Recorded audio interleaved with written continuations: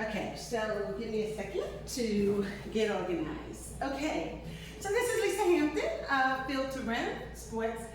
It has been a second since you all have last heard from me. The last time you heard from me was March Madness. That's at least via video.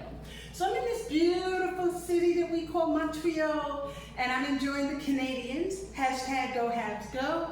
But right now, they play in New York, the Buffalo Sabres. And so wherein they are playing one of ours, I'm a native New Yorker, I have to go in terms of being a fan, if you will, with our hometown favorite, and that is Buffalo, if not the Rangers, right? To say the least. And so right now, this city is on fire. The Montrealans know how to party, they know how to enjoy, they know how to embrace. Thousands of them actually stood outside Bell Center in an effort to be able to be a part of what they thought was going to be the final of the 7-game series for the NHL playoff as they all journey for the Stanley Cup.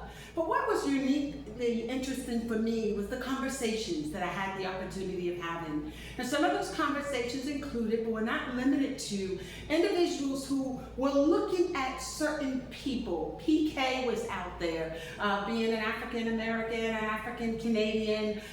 He himself and a host of others were out there embracing the sport of hockey. He used to play for them. And so there was conversation among some of the people asking, oh, quote, I didn't know they liked hockey. And I asked, what does that mean? And so I, in the opportunity, allowed for them to explain. There are so many who seemingly think that hockey is not a African American, African Canadian, or quote unquote, a black sport.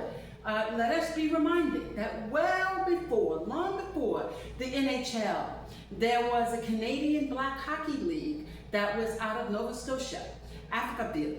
And there were several teams that were put together as far back as the 1800s. And so one of the first documented series or leagues was around 1893. And so they had already at that time been playing for years, teams like the Jubilee. There were Baptist churches here in Canada and Nova Scotia and the surrounding areas that put together an ice hockey team. There was a documentary some time ago called Black Ice, in which it explored and gave some sense of understanding for the roles and the contributions that blacks played to the game of hockey. It is not a new sport for us. We're not newbies, if you will. We're not neophyte fans of hockey. Many of us represent generations who have embraced the sport of hockey for now almost 150 years. And so I think it is critically important that we embrace the understanding that hockey is a diverse sport. It is diverse in terms of the players, it is diverse in terms of demographics, but it's also diverse in terms of the fan base. And so I think for some of us who engage in marketing and leadership and sports business, you are missing out if you miss out on the role that black fans can play in terms of ticket sales, in terms of merch and merchandising and the like. That is a sport that we play here in Canada, particularly out of Toronto. There's even a girls' league of color. And every year, for the last few years, they have been sponsoring camps for girls who play hockey. There's a hockey league for women in Canada. And so they have been on the cutting edge, respectfully, as it pertains to embracing and engaging. But can we go further than that in terms of educating the people around us so that people don't look at us and wonder, why are we out here? What team are we rooting for? We're rooting for the sport of hockey. The Stanley Cup is named after an enthusiast. He was the former governor for Canada, appointed by Queen Victoria. Tomorrow is Victoria Day here in Canada, in which they embrace and they celebrate in a patriotic way. But it was Queen Victoria who gave the Baron, if you will, the title of governance of Canada. And in that capacity, he being an enthusiast of ice hockey, that is who the name of the Stanley Cup is about.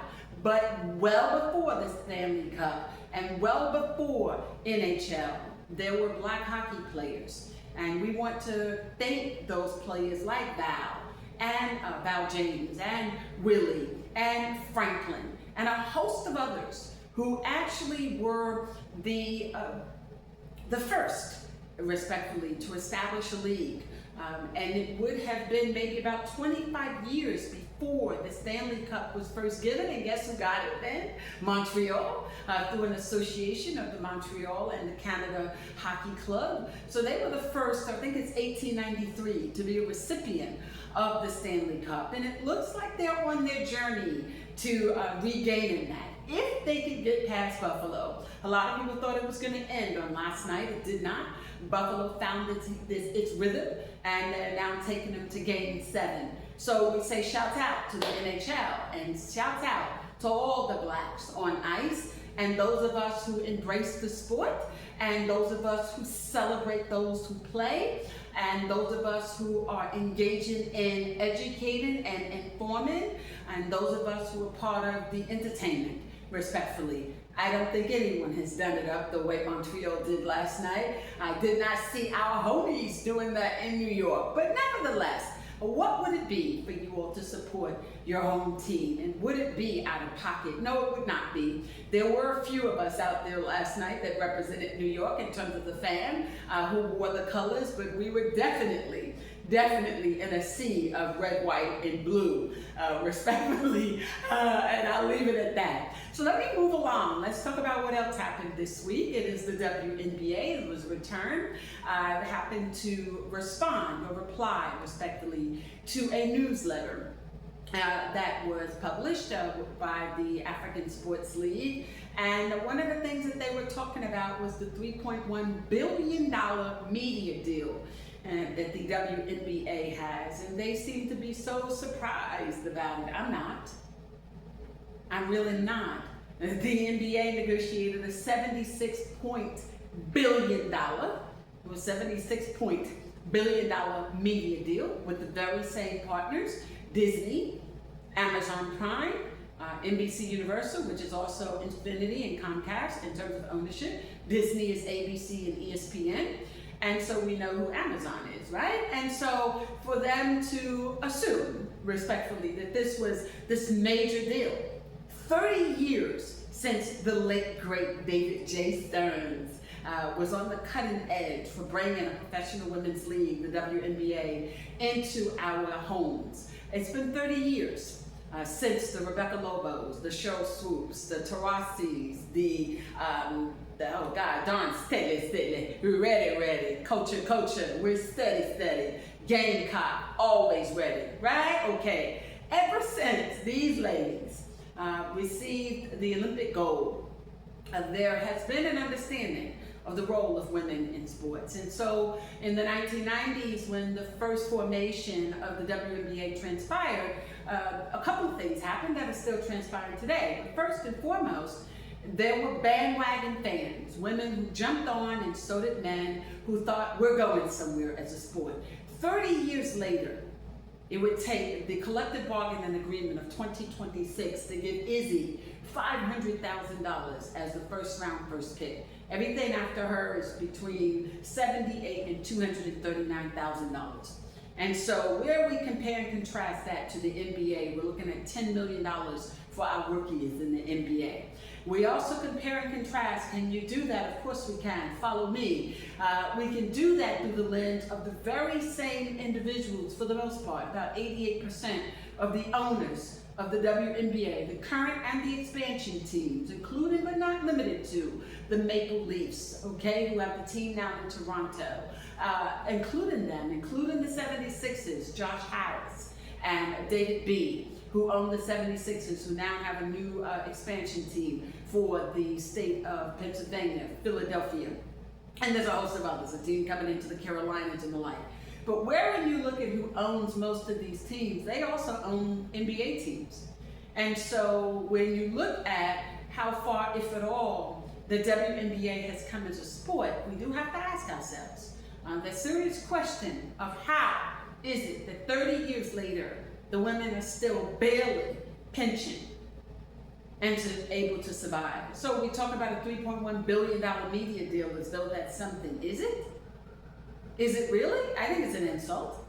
And this is something that I put out there to us as women in sports and to those of us in this space. What, if at all, are we not doing that has resulted in, respectfully, the WNBA not having the ticket sales, not having gate sales, not having season ticket holder sales, not having merch sales? What might we be doing that could aid in them in this endeavor to create a space for us in the sport? And I asked that, and I said to myself, is the WNBA doing enough to even connect with women like us? To say, you know, I have some merch. Do you want to wear merch when you do your shows? Do you want to wear merch when you're in the community?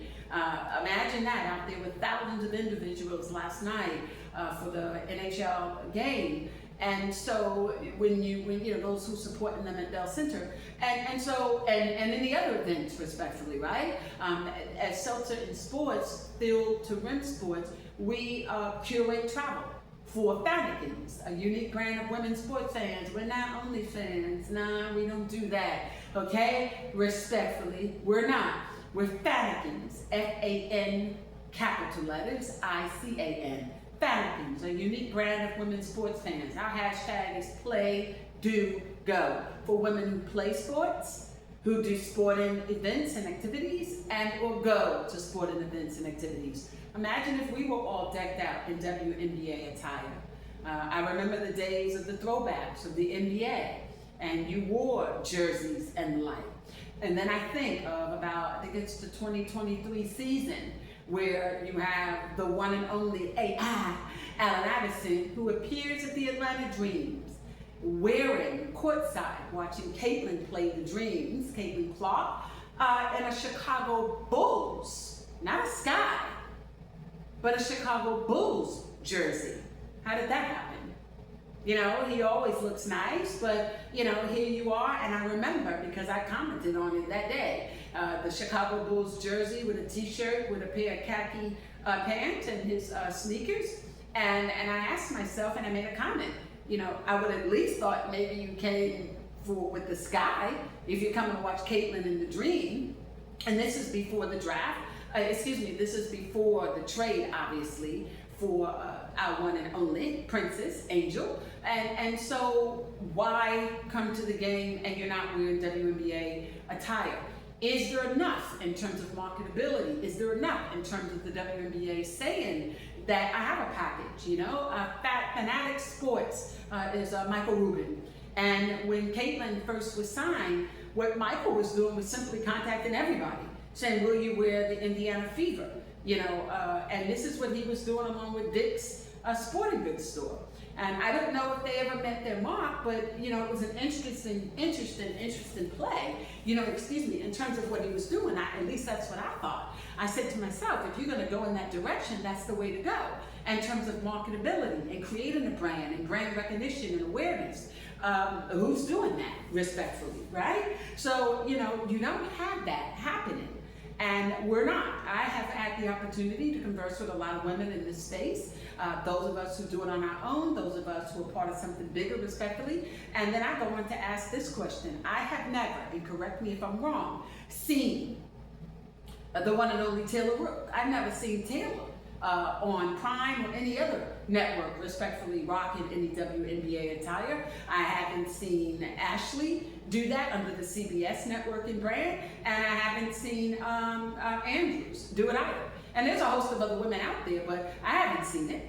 And so I'm thinking and I'm asking myself, is the WNBA doing enough to draw in women, to engage us in the sport?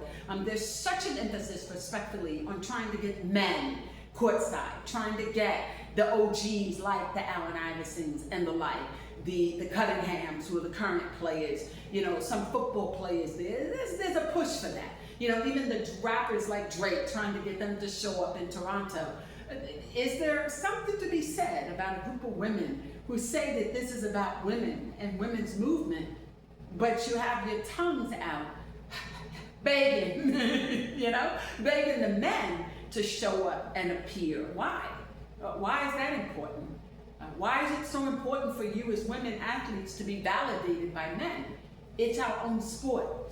If I had to rely on the 2020 US Census, because they come out every 10 years, it would suggest that 1 in 3 households in America, black and white alike, are female-headed now.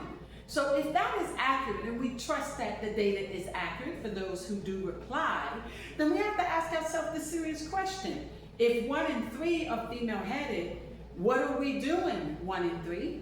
You know, are we supporting women in sports?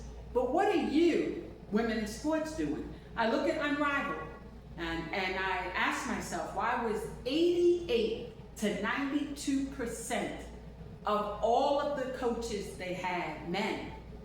You're out here constantly, 24/7, 365, and the WNBA did the same thing for almost the first 25 years. You focused on a male-dominated sport under the umbrella of advancing women. How is that happening? That with all the talk about bringing women to the forefront, recognizing women athletes, why therefore would you have 88 to 92% of your hirees for head coaching positions, Unrivaled, to be men? How can we as women, how can we as fans, how can we in sports business, how can we as sports sociologists and researchers like myself respect this push, respect this so-called movement? How? How can we respect it when you yourselves are not respecting it? You know, I used to call it the arms race, right? And what does it have to do with athleticism and race and marketing and sexual orientation and all these issues that plague women in sports, particularly when we look through the lens of the WNBA and the direction in which you will assert you're going. And I can see why you may never get there. Oh, we're gonna play the game right now, and of course we are. But if you know your history, you do the research like I have done over the last few years, and especially given my background, you're gonna understand we're on the same wave that we were on 1990s. Then the pendulum swung. And then no one's showing up, no one's in attendance, and let's tell the truth. Come a little closer, let me whisper in your ear. How many tickets are you giving away for free? Okay. All right, how many corporate sponsors, how many tickets have been given away for free? You know, are we really selling that so that we can appear on the USA Network on a doubleheader? And we have arenas that we're saying have been sold out, when thousands of seats in the Dream Atlanta and thousands of seats in Toronto were freebies. Now, I'm gonna tell you, part of the marketing thing, there's nothing wrong with freebies. There's nothing wrong at all. But if you're doing that, and you're relying on that to suggest that there is a demand and or that there is an improvement in attendance, then it's misrepresentation. And so here's the other thing. If you are going to be giving tickets away, I wouldn't go the direction of giving them to corporations to give to their families. I would go so far as to go into the urban corridors, the same places you go to scout for future athletes. I would go to them, and while I'm there, I would tap into the new groups that are coming up, the future of the WNBA. I would tap into communities in the 5 boroughs of New York with an emphasis on the Bronx, New York, okay? I would go into Atlanta with an emphasis on the SWATs. You understand my point, right? Same is true for Houston and in Orlando, Florida, and in Philadelphia. I will go into these communities, and because they are the core group who are gonna do one of two things. They're gonna buy merch. If they cannot afford to get season tickets, they'll buy merch. They will wear it. They will purchase that. Yes, they will. If I'm a Reebok, and I am an Allen Iverson or a Shaquille O'Neal, who are brand ambassadors, respectfully, under the umbrella or capacity or auspice of president and vice president, but in their duties, respectfully, as brand ambassadors on behalf of Angel. You know, how many people really buying the colors? Not a lot. I've gone and I value what they're attempting to do, but I went and I researched and I spoke with different outlets who were selling sneakers and tennis shoes or sneakers. And I asked, are they really being sold? And I'm gonna tell you what's happening. It's almost similar to when a new EP drops. It's like Drake's Iceman, right? You gotta go to Toronto and do fireworks and all of this stuff. I just remember the times when you just dropped your music, and because of who you were, you know, back in, you know, people bought it.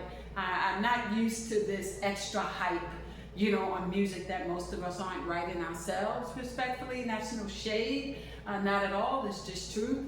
But, you know, wherein you're taking all those measures to get people to buy your music, there's something to be said about that. But one of the things they were doing, the Nicki Minaj's, the Cardi B's back in the day, and I say back in the day a few years back, and even a lot of the newer artists was, and Cardi B's even done it recently on her new joints that she put out, they went back to old school methods of just having maybe 1,000 free CDs, and they're on the streets passing them out.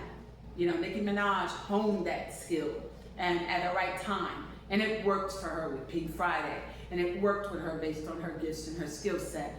And so Cardi's now doing that now. Fast forward 8 to 10 years later, and Cardi B is doing that. You can find Cardi B anytime, you know, literally giving out freebies, and that works. It does. But she knows what communities to bring those freebies to. There are individuals who, while they may not be able to afford your music or afford your tickets, they can do a couple of things. They utilize their social media platforms. No, a lot of them still use old school methods, just like we do at Seltzer and Sports. We don't rely on our social media platforms to get our word out. We still do cold calls, we still do door to door, we still use the US mail. And that's how we communicate. But more compelling and more importantly, we still rely on word of mouth. And we utilize that as an opportunity to get what we need. And so you might look and say, well, she only has a few hundred followers. Yeah, we want to keep it that way. Because I can tell you, if it's anything like MySpace years ago and the Warren Buffetts of the world, Elon Musk any day could shut down X. And what's going to happen to all these so-called followers? I mean, we saw it when Dorsey sold it, how the platform changed. The same be true when Instagram first came out. And then Meta got it under Zuckerberg. And look what's happening with it now. And so you want to be careful when you rely on certain technologies. And so the same is true in how the WNBA is marketing or failing to market themselves. They rely at least 80% on social media, but you're not connecting the dots. You're not at the malls where people are. You're not in the school systems. We don't see you. You're not at block parties. The summer's coming up. You know, wouldn't it be great if you're in a city like New York or Atlanta or Los Angeles or even Orlando or Austin or Houston to go out there for the block parties, set up a tent, and let people know that you're out there. To let your players come. Let them do walkthroughs. Don't make them so distant where all you're relying on is the hope that you're going to post something on social media, someone's going to see it, and they're going to wake up and make a purchase. Or is it that you really don't care about building a sincere and a real fan base? So let me take that into the NBA. We're coming up to the NBA draft. And I recently wrote an article on, with 30 years post Allen Iverson and class of 1996, the best class ever in NBA history. Can you imagine who's sitting at number 1? Allen Iverson. Number 2, I think, is Camby. And imagine around 13, 14 is Kobe, okay, and Nash. Imagine that, and all that's in between, including you, Sharif, okay? And so I wanted to ask that question in the article, and I said I would pose it quickly on the show. What impact, if at all, will the class of 2026 have on the NBA? I know that it's now NBC on the NBA on NBC. I know that you tried with the media package, hoping that that in and of itself would be enough to take you all back 30 years. But who is your Allen Iverson? Who is your Stephon Starbury defensive player? I know Camby won all of it, but Starbury, that's Brooklyn, that's Nets. He was originally drafted by the Bucks. But he wanted to come home, right? And he got to do that. He got to play for New Jersey. He didn't get a chip in the NBA, did get one in China. Hats off, salute for that, right? But who is your Kobe? You know, who has 5 chips, 18 NBA All-Star appearances? Who in this class of 2026 is the next class of 1996? Who? And you say, well, you always say they shouldn't mimic or try and be like anyone else. They shouldn't. That's not what I'm asking. But who is that player? Who is the player that can negotiate a lifetime annuity like Allen Iverson? Who is going to be the beloved player that the world just loves, like we just love AI, right? Who? Who's going to grow up like I did? Like, that's AI. Let me tell you, say this is a quick joke. When I first heard about AI, we referred to him as Allen Iverson in my communications with the former commissioner, David J. Stearns. So I wasn't under the AI. So when I first had AI, I said, nah, we get ours from 116th Street. All right? Anywho, right? Because that's about how they have it out there. So it's like, who is AI? What is AI? Today, AI for them is artificial intelligence. For us, AI was an authentic individual. That's what AI meant to us. You know, an authentic individual who was athletically inclined. That's what AI meant for us. Who is your AI in 2026? Is it going to be AJ? You think he'll be like AI? I don't think so, but we'll see, right? We'll see. And who's going to be your defensive player? Either through the lens of a Stephon Marbury or Marcus Camby. Who's going to eventually be like Sharif? With 15, 20 years, you're head up a G League, right? Who's going to be like a Stephen Nash? Right? Who's going to be like that? Who can go on and also end up coaching and have a business swag about him? Who's going to be the Kobe, right? And there's a host of others in between this. Jermaine O'Neal, right? I mean, there's just too many from that class to name, but who will repeat that 30 years later? Has the NBA positioned themselves to do that? The answer is no. Because if you look at almost the 5 to 7 last NBA drafts, do you remember any of their first 5 players? Think about it. Do you? Do you remember any of the first 5 players who were drafted? Alex, where did he come from? Okay. Zachariah, what country did he come from? Wemby, what country? We remember Wemby because San Antonio. We remember how he's evolved. But you understand the point that I'm making. You got Duke's Cooper, right? Okay? But before that point, look at the last 5 to 7 years. And it's not simply a result of one and done. And I argue with that point to people. Everybody's like, well, it's because they're doing one and done. No, because listen, we have the transfer portal and we have one and done. But AI in their generation, and fast forward, they had 2 and out and they were redshirted. Okay? So let us not act as if the transfer portal impacted. It has. It has. In that you no longer have opportunity to develop a fan base. But is there really a difference between one and done and 2 and out? AI in them were 2 and out that era. They came out their sophomore year, many of them did. And unless you were the Alonzo Mournings, the Patrick Ewings, the Kembe Mutombo, the host of others who there was a push, respectfully, to get them to that graduation ceremony by the likes of the late, great coach John Thompson, right? Uncle John. Despite that, a lot of them were coming out in 2 years. Dominique Wilkins, if you look at his history, he came out in 2 years from UGA. So let us not act as if, the players were staying around until Allen Iverson came out, and all of a sudden they started coming out in 2 years. That's quite not true, right? That they stayed and graduated. A lot of them didn't. His situation was uniquely different for Coach Thompson because Coach Thompson generally wanted them to graduate. And the truth be told, AI never told Coach he was coming out until he had already made a decision with him and David Foe. It's a different show for a different time. Join us for Wrong Ball, the Allen Iverson way. We're going to be doing the Wrong Ball. I felt like he had the opportunity to tell his story, and now I'm ready to tell history. Okay? Love you, boy. You know we do. Anywho, back to this. Listen.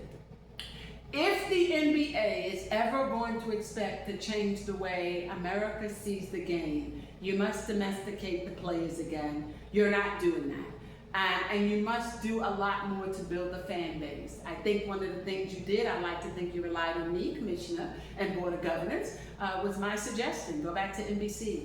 go back to where we can simply turn on the televisions and be in our homes in America and just simply enjoy basketball, where we didn't have to pay to be entertained, respectfully. I do understand the importance and significance of a media rights deal and what it does through the collective bargaining agreement and what it means for players to receive monies and benefits from that. But that being said, at what cost? And part of that cost was losing a fan base. People who just could not afford, respectfully, to be able to tune in.